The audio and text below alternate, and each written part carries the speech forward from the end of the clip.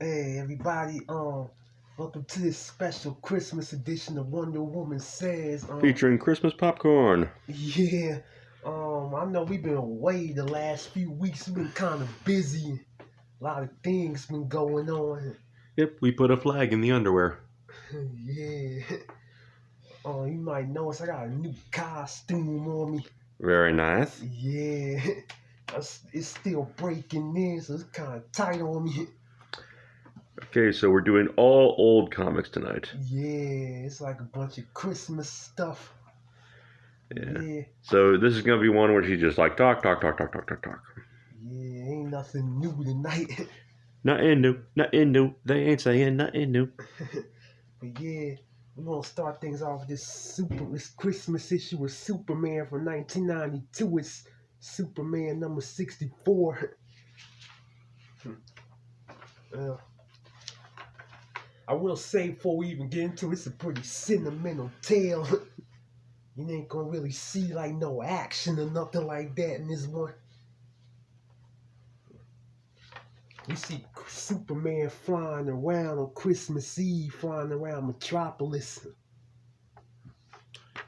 Wait, is that Castlevania on the Game Boy? Yeah, it is. Cool. Yeah, and this is on the back. Nice.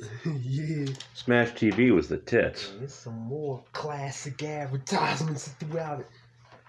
We love commercialism. Yeah, we see Superman stop at the post office. He's gonna go look at the mail that citizens from around the world left for him. They pretty much asking for his help. Lois Lane's gonna assist him through the night. Now see, that's a supportive partner right there. Yeah. Even though Superman don't really want to be there, because he know he's gonna get choked up, all the people that he really can't do nothing for. Wait, are they saying that there was going to be a Wayne's World 3 at some point? Oh no, this is just the advertisement for the first movie. But then why are there 3 fingers? I don't know. Is it supposed to be W for Wayne? Well, it says one world, one party. Excellent. So, hey. Ooh, we got some legs right there. Yeah. And he got a sad letter. I will say Lois look a lot different in this comic than usual. I have a theory that Lois is drawn to look like whoever's drawing the issue's girlfriend. Yeah. Yeah, she don't look nothing like, the Lois from the movies that were, pretty recent at the time. Take your time, I'm Emily. Yeah. So, I know here, Superman's kind of getting some, requests, help be a part of schemes, to get rich quick and all that kind of stuff. Superman's just pretty much blowing that stuff off. But then Superman gets one letter from this Auschwitz survivor. She wants to go meet her. Again, it's her sister, I think, that's still over in Germany, but she can't get over there because she lacks the means. But Superman, when you read that letter, he decides to go, help make that happen. Well, he's Superman. He's a nice guy. So Superman flies to where this woman lives and tells her, they're going to go to Germany to meet her sister. Saying, got the embassy pretty much on board with the whole trip. Tell her to, get her passport and all that stuff. They actually fly to Germany and the sisters are reunited. Well, that's a nice thing. I like that. And Superman goes back to America, goes back to the Metropolis post office to see what else is in the mail waiting for him. And Superman gets a letter he gets a letter from a 10-year-old boy. It's asking him to pretty much help his father that's dying. Even though it's saying the doctor's saying they done all they could do for him, but he believes Superman could come save him, but he thinks Superman can do anything in the world. Mm-hmm. But Superman, he knows he can't really help him, but he's gonna try to, go over there and try to tell the kid that, try to comfort him anyway. I mean, that's the least he can do. Yeah.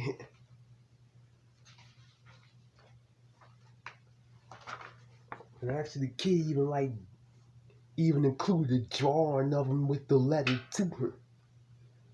So Superman heads off to the hospital where the kid's father is.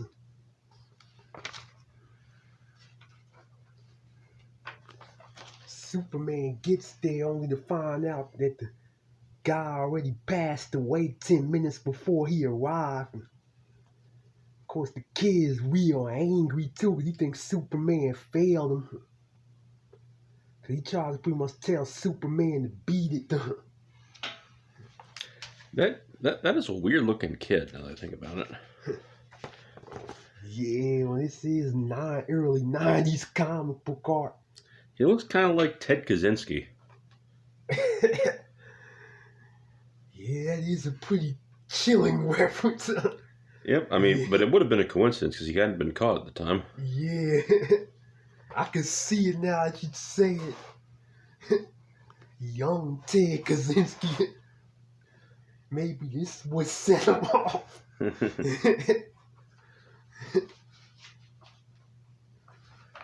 So then Superman tries to tell the kid that, this wasn't nothing he could do anyway. Even if he did come to the hospital earlier, because, he tells the kid, he's not a doctor. And, it's just some things beyond his means that he can't do anything about. And then, Superman suggests for the family to, give up the guy's heart, donate it. Mm.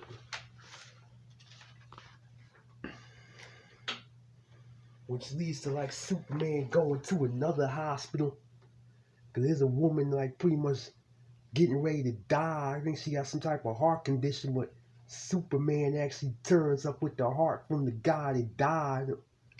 And see, this is the kind of Superman story I like, where he just helps people. Yeah. The woman's real happy to see him too. Mm-hmm. Yeah. It turns out the heart was compatible and that situation got taken care of. And then Superman got another letter.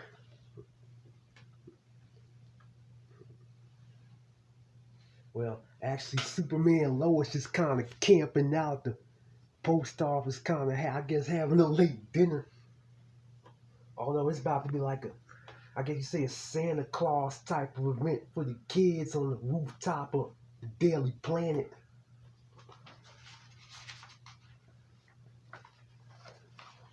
But it's things are going wrong and they're gonna be able to do the event, but they don't got no presents for the kids, so Superman's gonna take care of that. Is he calling Batman? Because that looks like Alfred. Oh yeah, that's exactly who he's calling Bruce Wayne here.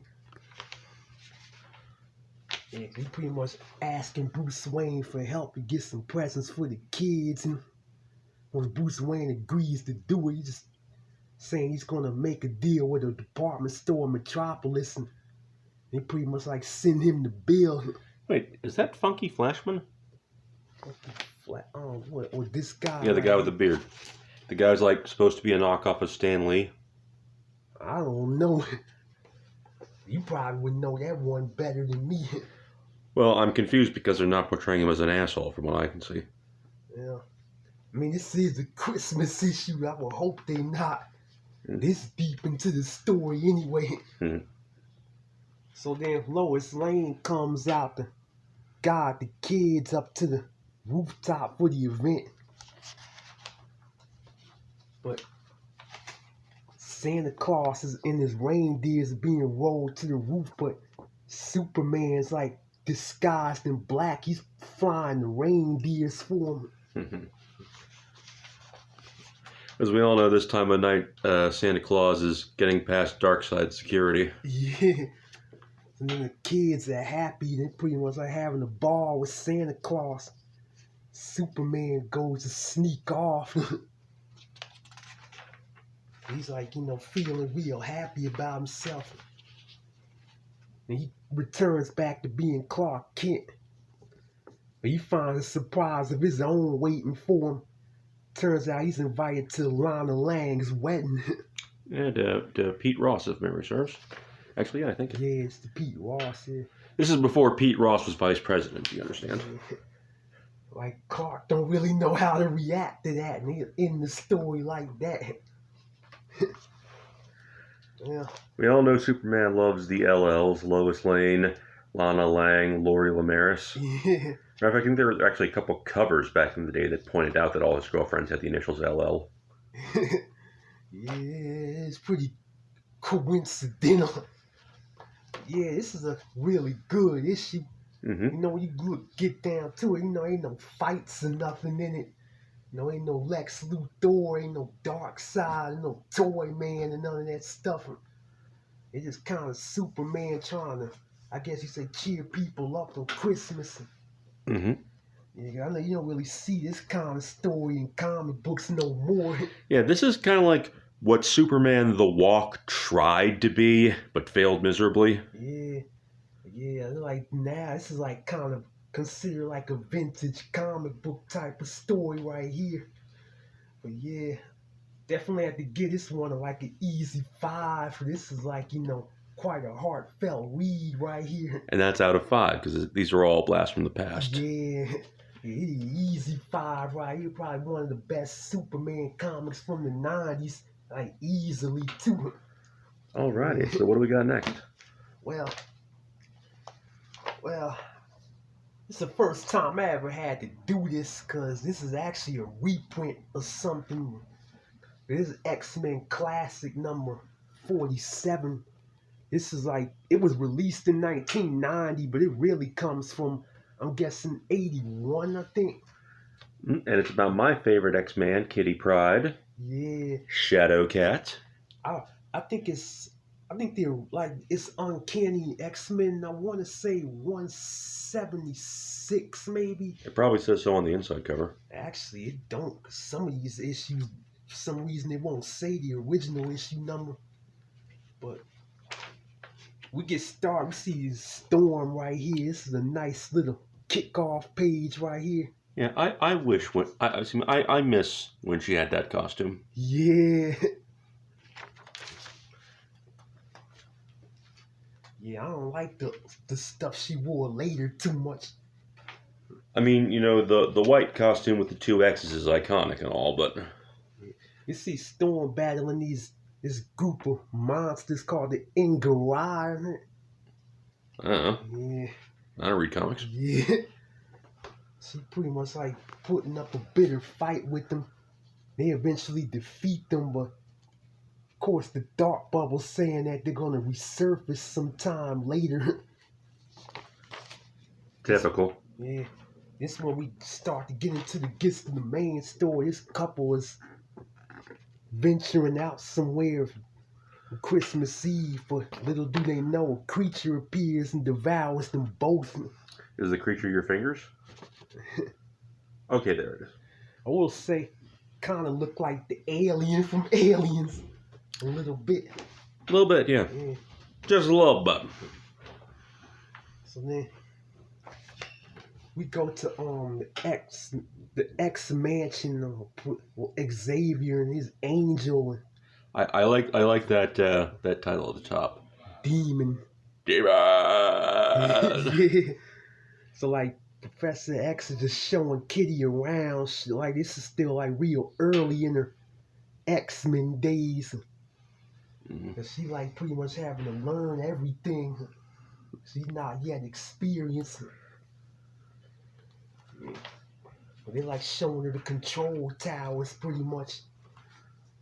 But the next thing you know, Wolverine comes in the door with his latest girlfriend. One of the X-Men there tries to make a gesture towards his girl that like quickly misunderstood by Wolverine, sends him to a fiery rage to her. Professor X has to calm the situation. And our first little hint of the brief romance between Kitty and Colossus. Yeah.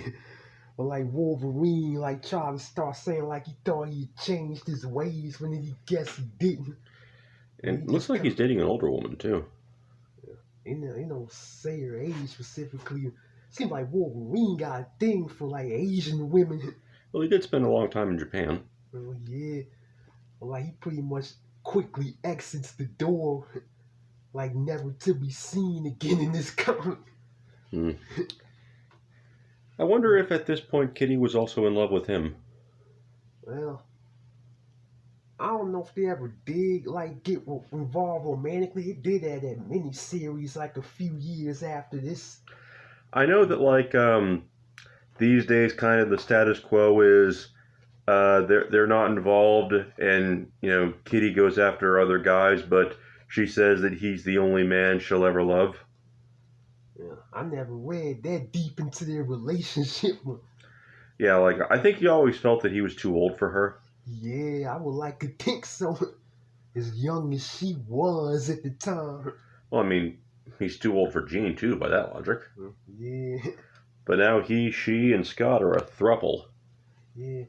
But like pretty much like Kitty's just kind of trying to ease the tension, because things kind of got heated. Mm-hmm. Yeah. Ooh, and there's Nightcrawler. Yeah, it is. Everybody's favorite Catholic. So then Kitty goes to call her father. He's like pretty much looking for work at a shipyard, it looks like. Her father telling her that, he still remembers her. Her dad looks disturbingly like Cyclops. Yeah, he does a bit.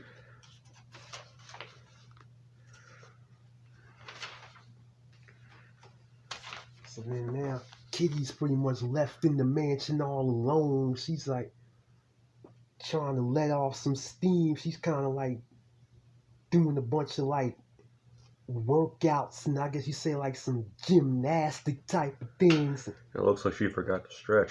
Yeah, because she kind of hurt her knees, I think, or one of them. She wasn't expecting that either. I'm surprised she didn't throw her back out doing that. Yeah, although she gonna have something much worse to worry about soon. She stumbles on, while she in the midst of her workout, she stumbles onto a very deadly creature out of nowhere that's lying in wait. Yep. This turns into a frantic chase too. Yep, except in this one panel when she's just hanging out with Mitch McConnell. Yeah. So then, monster pretty much chases Kitty all through the control rooms. Kitty don't know what to do because she never been in a situation like this before. Ooh, there are some great face drawings here. Oh yeah, it's that vintage X-Men art right here. Like this is like pretty much like I would call like the heydays right here. Before it start getting all bloated in the like mid to late 90s. Again with the 90s. Yeah. So then like Kitty starts to frantically go into the control room, try to get some type of upper hand in the situation. But like the monster just keeps on following her.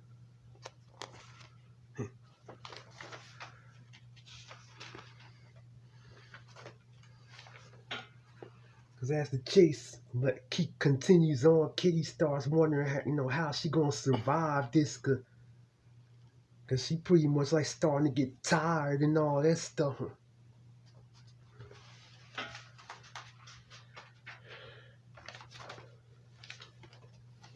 Like Kitty's pretty much trying to outrun the monster now, because the monster just keeps on being hot on her trail.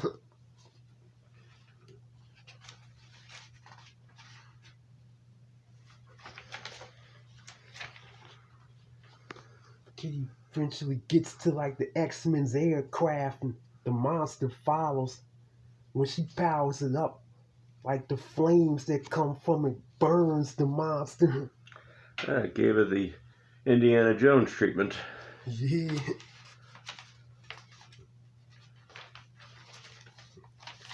She powers it up and crashes into the wall.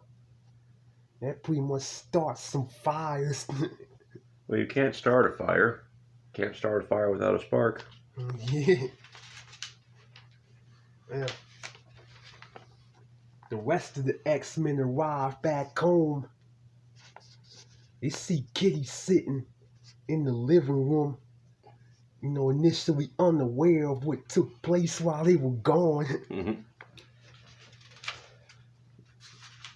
Although Storm finds out what happens because she goes into her attic, sees some of the destruction that was left behind from the fight. At first, she kind of upset because kind of destroyed some of her plants in the process, but when she figures out, Kitty took care of that creature, so she decided to let it go. She tells Kitty that she's proud of her. I would think she'd be more upset about the wrecked airplane. They don't go into that yet. Hmm. I guess he find that stuff out next issue. With the return of Cyclops. Yeah. Must Cyclops return? And you see Kitty, reunited with her parents too for the holidays, so they kind of have a happy ending, even though we know something else is brewing.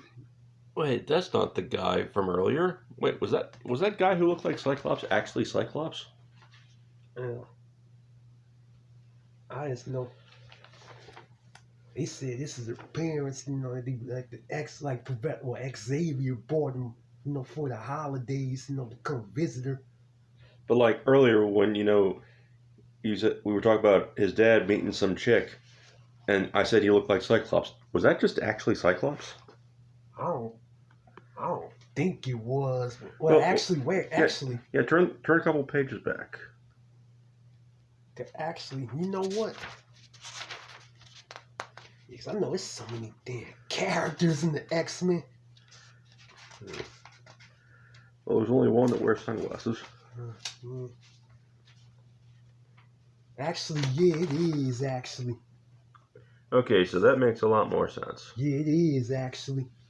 Yeah, this is like after Jean Grey died the first time, Yeah. But yeah, like I was saying, it's something to watch out for, Yep. Yeah, because it ain't never truly over. Yeah. Yep. Because Scott's gonna make out with Emma Frost on Jean's grave. Yeah. Well, I do wish I could have had the original version. Maybe someday I might find it, even though I know I probably got to pay $10 extra. What I had to pay for this right here. Well, I say reprints are fine. Oh yeah, they are. If you can't afford the real thing, give you a chance to see what was inside it at least, Although I will say some of the reprints starting to become worth some money in their own rights too. Some of them, yeah. This is a good little Christmas story right here. I like Kitty Pryde. Alrighty, so out of 5, and let's move on to the next one. I'll give this one like a 4.5. It kind of got a real alien vibe to it too. Must be the alien. Yeah. Interestingly though, I actually bought a comic book yesterday. It had like Judge Dredd and Alien crossover. Now you talk about that. Was it an issue of Judge Dredd? Oh yeah, it was Judge Dredd versus aliens. Yeah. Cool. But let's move on. Let's move on to this because my hand is getting tired. Yeah, this is the last one. I must say, this is an awesome cover right here. Yep. Santa Claus is the Terminator. Yep. And apparently he's played by Goldberg. Yeah, I can see that. Yeah. Actually, Goldberg did play Santa in a movie once. I know Hogan did Santa with muscles. I think Goldberg was in a movie called Santa's Sleigh, and he met his wife on the set. It's possible. I know them wrestlers do a lot of straight-to-DVD movies. Well, we actually see, this is a thief right here. He stole something from a store.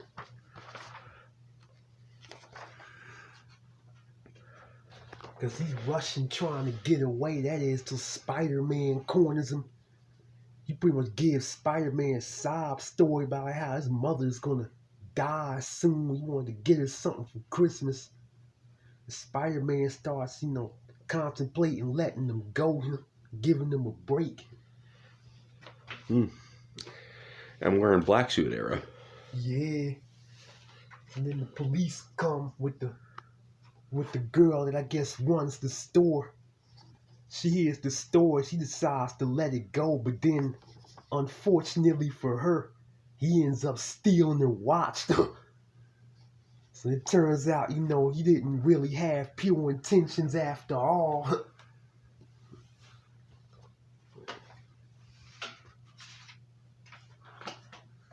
And then we see Peter come in. Sorry. Oh, you see Peter come in. He's greeted by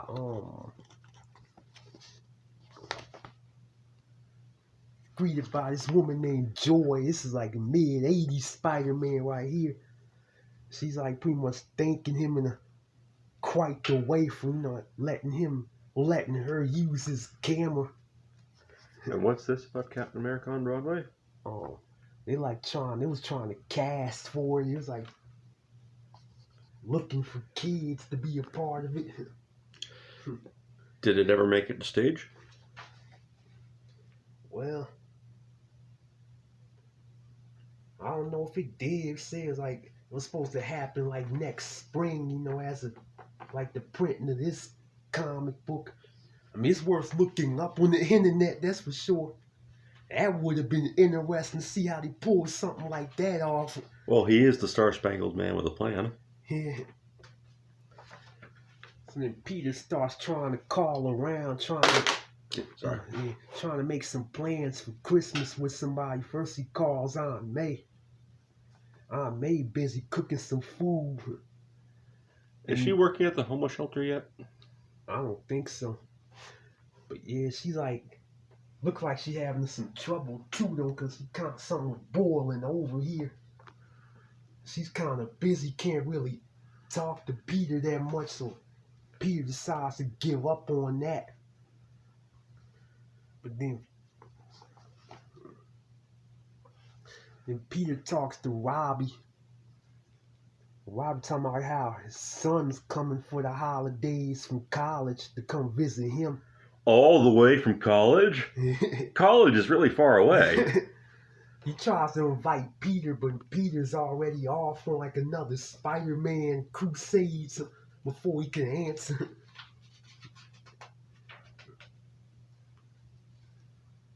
And then Spider-Man kind of takes off, goes home in his costume.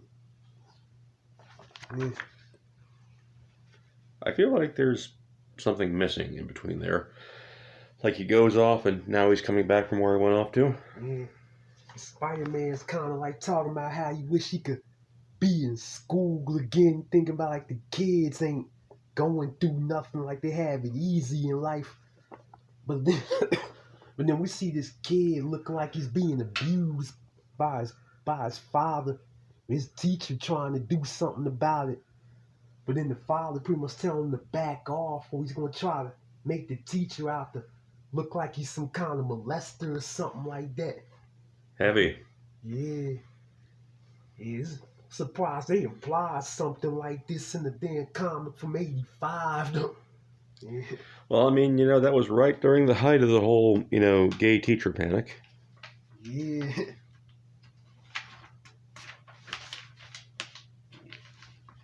Then you see like a Santa Claus at the mall. He's pretty much like talking to kids and stuff.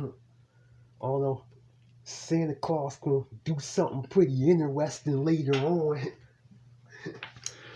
He's going to star with Captain America in a Broadway musical. That would be something that you can't turn away from. All right, hold on. It's been too long, so I made a noise by knocking something over. Yeah, Peter Parker just sitting at his apartment, bored out of his mind, wondering what's he gonna do for Christmas. At first, he tries to call Harry Osborn. But Harry like telling him out like they're busy with the kids and all that, so Peter ain't gonna be able to do that one. Who is that? Is that MJ? Yeah, that's MJ. Yeah. Ooh, she is flexible. Yeah, she look nice in this issue. Mm. Yeah. You know, you really don't do enough Mary Jane cosplay. Well, I mean, I never was never in my mind to do it. Do it, do it, do it. Then like Peter tries to call somebody. I think he's trying to call Felicia. Cause Felicia don't even answer the phone. Well, she's too busy not wearing pants. Yeah, cause she about to wear something else in a little bit that we all know her for wearing. So yeah, she goes out on the prowl cause she herself is bored. She come across a couple of thieves. Like first she kind of decide to let them go, even though she takes the clothes, but then she sees some homeless women kind of freezing. So she decided, I think you might be talking about the next page. I'm not seeing that on this oh page. yeah, my bad. And she decides to take the clothes and give it to them homeless women. Before she goes on her way, she talking about how she disappointed in how Peter and her broke up. Speaking of Peter, this is a thirsty issue. Yeah, it is. Yeah, Peter just kind of sitting there. Cause he like sitting there like looking at his symbiote costume and drinking Coca-Cola. It's at the height of that costumes run too. We also get another shocking development for a 1985 comic book. Cause here's I forgot his name already, but like the black guy that Peter was talking to. Robbie? Yeah, this is his son right here. He's coming to come visit his father. But see, his father don't know he got a white girlfriend on him. He's afraid to tell his father this, you know. She's apparently played by Juliette Lewis. Yeah. Yeah, it's some pretty heavy stuff, you know, for a comic book from the mid-80s. Yeah. But then, see a girl fast asleep. She's woken up by a quite shocking surprise. Santa Claus is pretty much in the house taking all the presents. That ass, though. Yeah. Yeah, this is a surprisingly sexy CD Christmas. Yeah. A CD City City. A CD City sexy Christmas. Yeah. That's a tongue twister. Yeah. Then Santa got the girl up against the wall at gunpoint. Peter Parker happens to live next door, so his spidey sense starts tingling like crazy. He starts getting wind of where it comes from, and Spider-Man comes on the scene. Santa Claus takes off immediately. And he's like, there's other girls there, and he rips off their clothes? What? It's like the girls, like some of them not happy to see Spider-Man there. He pretty much has to get them out the way so it can continue after Santa. There is so much to unwrap here, no pun intended. Yeah. Spider-Man continues after Santa, but then turns out there's another Santa waiting for this Santa. And then we don't really see what happens after this. He just kind of disappeared. Spider-Man don't really know what happened. I think the real Santa's in on it. So then it's Christmas morning now. Peter receive a call. He pretty much like being told that he's gonna like be going to work that day. In the lobby to kind of, I guess, get a story about the thief. You know, they actually got the Santa thief actually doing his job. He's saying like he's like sorry and all that kind of stuff. Like the Santa actually gives him a note too, like to call his Aunt May. I know the issue ends with like Aunt May, Peter, and Mary Jane pretty much hanging out for Christmas. Oh, and someone's giving them a gift of the knife. How thoughtful. Somebody's actually stalking Peter. But then they say, let him go for today. We'll get him another day. That's how this issue ends. Yeah, this is another cool read right here. This actually was like the aftermath from the classic The Death of Jean DeWolf story. It Mm-hmm. was like the last 4 issues before this one. That was a classic story right there. Was it classic? Oh yeah. I know this ain't remembered obviously, but this is another fun read too. This is an easy 5. This is like peak Spider-Man right here. I say like probably from like the mid-70s up to the early 90s, Spider-Man was just on fire in the comic books. There ain't very many bad issues either from this time period. And this is no exception either. This is how you do a Christmas issue right here. Speaking of Christmas, well, turns out my fiance insists that we watch White Christmas. Yeah. She's never seen it. No, I never did. I usually don't watch movies back from that far.